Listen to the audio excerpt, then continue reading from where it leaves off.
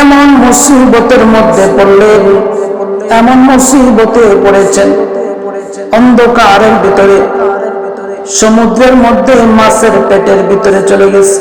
সেখান থেকে পৃথিবীর কোন মানুষের কথা স্মরণ করেন নাই, পৃথিবীর কোন মানুষকে তিনি ডাকেন নাই, একমাত্র শুধুমাত্র তিনি ওই মাছের পেট থেকে নিজের মালিক আল্লাহকে স্মরণ করেছে।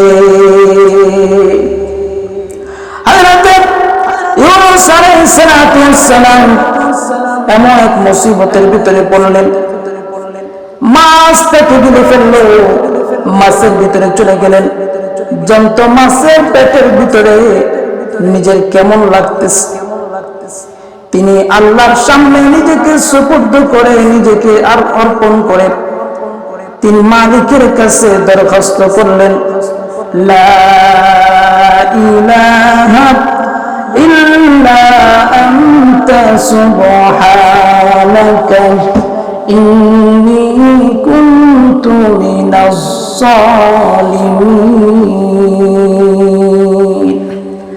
আল্লাহ তাআলা এই মুসিবতের ভিতরে আমাকে বাঁচার মতো কেউ নাই, তুমি ছাড়া দ্বিতীয় কোনো ইলাহ নাই। আমি তো অপরাধ করেছি, নিজের উপরে নিজে জুলুম করেছি, বিপদের মধ্যে পড়েছি। ও দয়াময় রব, তুমি ছাড়া আমাকে উদ্ধার করার মতো কোনো ক্ষমতা নাই, তুমি আমাকে এই বিপদ থেকে উদ্ধার করে দাও। আল্লাহ রাব্বুল আলামিন হযরত ইউনূস আলাইহিস সালামের ডাক, ওই মাছের পেট থেকে ডাক শুনেছেন।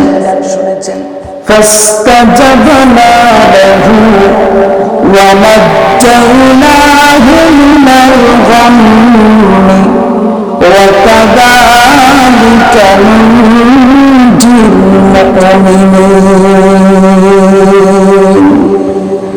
আল্লাহ রাব্বুল আলামিন বলে, হে ইউনূস, আমি তোর ডাক শুনলাম রে, তোর ডাক শুনেছি, মুসিবতের মধ্যে পড়ে বান্দা তুই আমারে ডাকলি।